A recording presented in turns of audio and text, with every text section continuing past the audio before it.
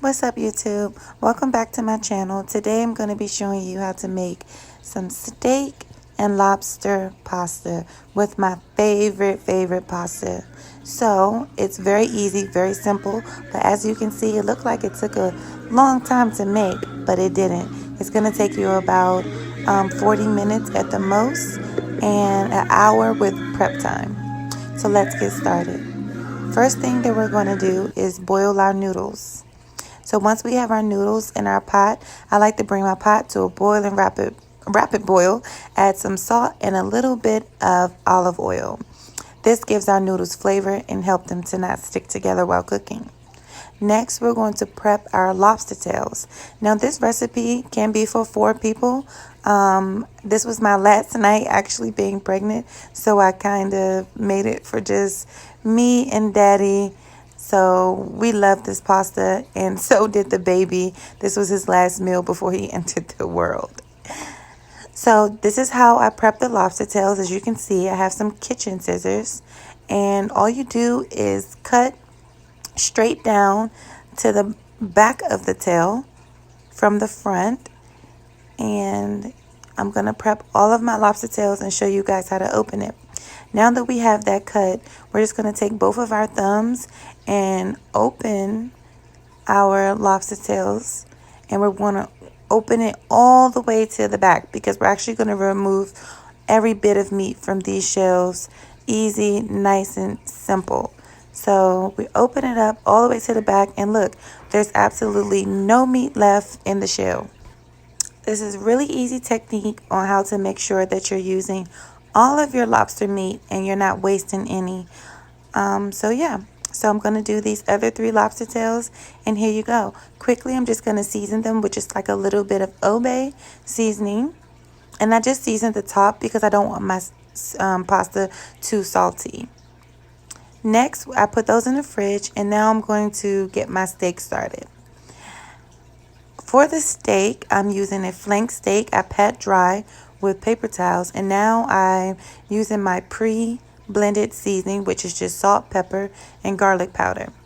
I like to rub this and massage it into my meat, and this will actually be the last thing I cook because you do want your meat to sit out. If you let your meat sit out and come to room temperature, your meat will be so juicy. And that's for any steak. So it's going to give it a nice flavor, be so juicy. And those seasonings, whichever seasonings you would like to use as your dry rub, is going to really get into that meat. And it's kind of like a dry marinade. So here we go. And the type of steak this is a flank steak. So I'm putting a generous amount of seasoning on my flank steak.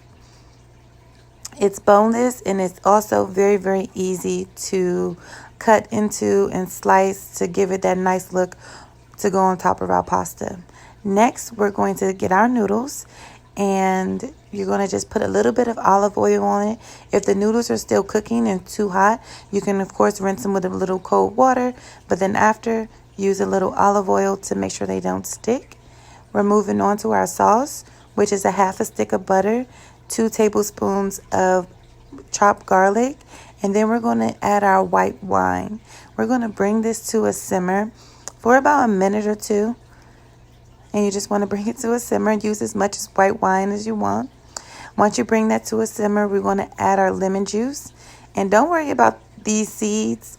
I actually took out the seeds. I know they kind of got in my sauce, but you know what? I took them out and it wasn't a problem. So we add our lemon juice, and we're going to bring that to a simmer. After that gets to a simmer, we're going to add our heavy cream. So we're going to add this heavy cream and also bring that to a simmer. Cut our pot down on low. While that's on low and those flavors are marinating in our pot, we're going to get our veggies together. These veggies are going to be inside of our pasta, and we're also going to use a few of these for garnish. So make sure you put a little bit of the chopped tomatoes. Today I'm using Roma tomatoes, which are my favorite tomatoes. I'm using some diced Roma tomatoes and just some parsley. If you want, you can add cilantro. So I'm just chopping, just giving this a nice dice with my Roma tomatoes. And if you want your tomatoes uniform, then you can pretty much use this technique of chopping as I'm doing. You know? All right, moving on. We're going to start with our parsley. The last thing we have to, or our last veggie we have to chop, because we still have to chop our protein, which is our steak and our lobster once we're done. So we're going to give this a rough chop. And then once we roughly chop our parsley, we're going to go back and chop it down a little bit more. It depends on what you prefer. You don't have to chop it super, super fine, and you don't have to chop it super thick. Next up, we're going to get our sauce nice and thick. And first, we're going to add our shredded Parmesan cheese. And we're going to kind of melt that down for about a minute. So we're just going to give it a whisk. It should melt pretty quickly because it's been on a low simmer. After we add our shredded Parmesan, we're going to add our seasonings. Now this is some Cajun seasoning mixed with a little bit of Cayenne Pepper. You can use seafood seasoning or whatever you would like. I added some of my chopped tomatoes and I added some of my chopped parsley. And remember to put some aside for your garnish.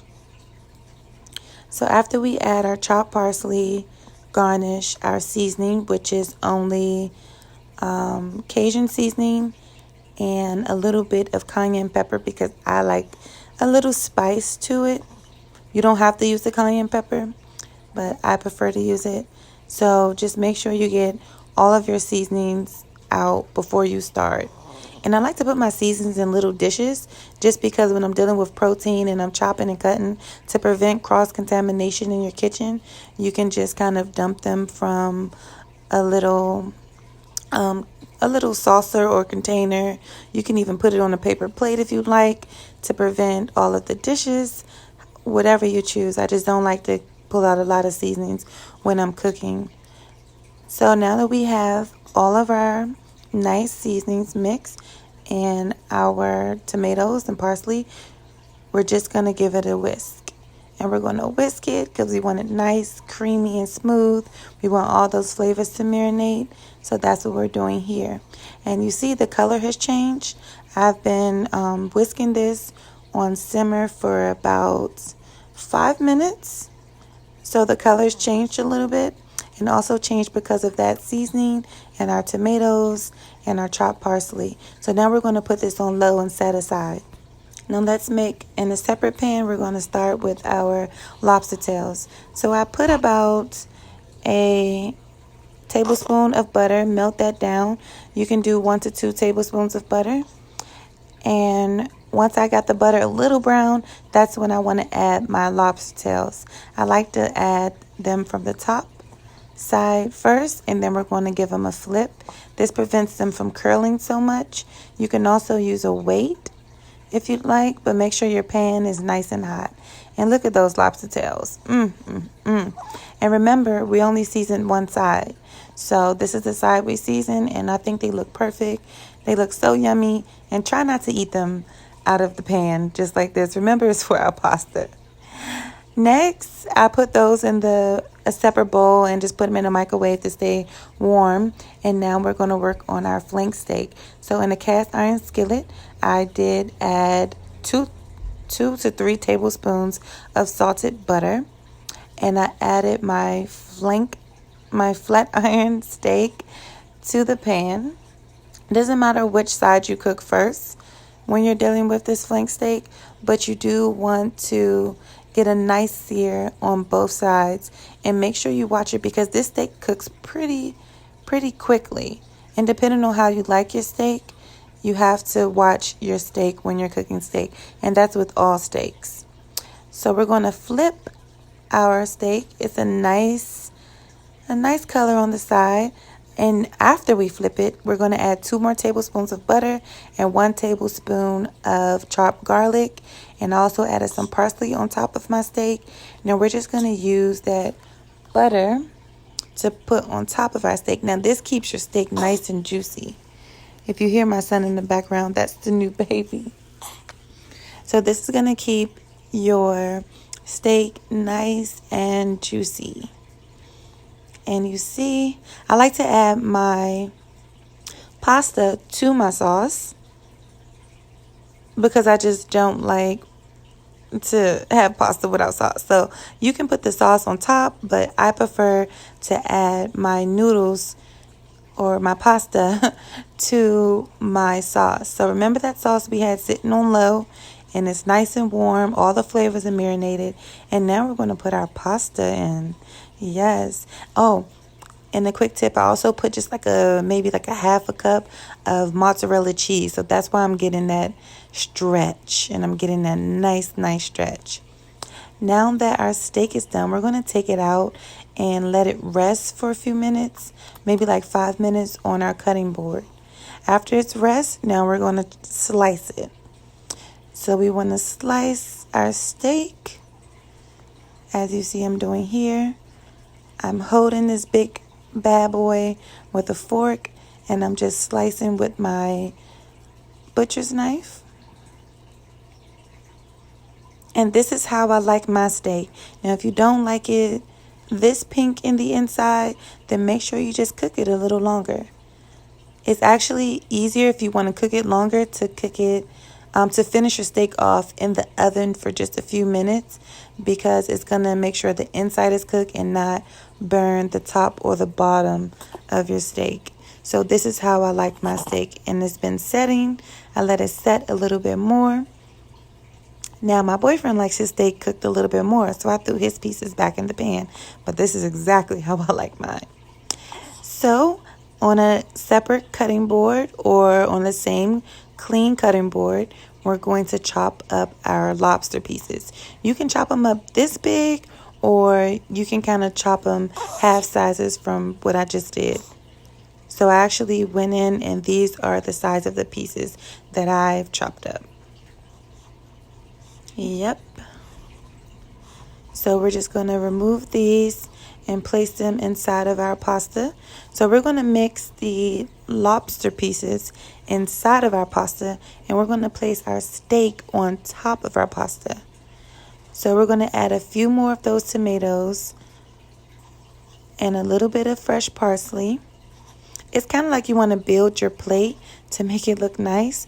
So we're going to add just a few more of those chopped tomatoes that I told you guys to put to the side. Here's my steak. It's been resting. It's been setting for a few minutes, so it's nice and juicy. And when you let it rest, it doesn't bleed on your plate. So it's just amazing, guys. So I'm going to add a little bit more of parsley. And we can top this with some shredded Parmesan. So let me show you guys a closer look. So I'm going to top this with a little bit of shredded Parmesan. And I'm going to also add a few more of those chopped tomatoes. People eat with their eyes first, so you definitely want to cook with color. So that's why we have the fresh tomatoes on top. If you don't like tomatoes, please feel free to take them out. Another great idea to add to this, if you don't like fresh tomatoes, you can always use the sun-dried tomatoes, which is equally as delicious. It has a sweeter flavor. Oh my gosh, and they're so good. So this is the end result. These are our pastas. And you can see all that juicy lobster meat in there. This was probably one of the best dishes that I've made all year so far. It's quick, it's easy, it's great for date night. I know I always say that, but we don't go out much because of COVID. So I try to make sure we're still getting, those fancy meals at home. So if you want to cook for your loved one or your sister or your brother, your family, your mom, your dad, you just, you want to show them your personal chef skills, then this is the way to do it. It's easy, it's simple, and because I ordered the small lobster tails, it wasn't expensive at all. Thank you guys for coming, and I'll see you next time.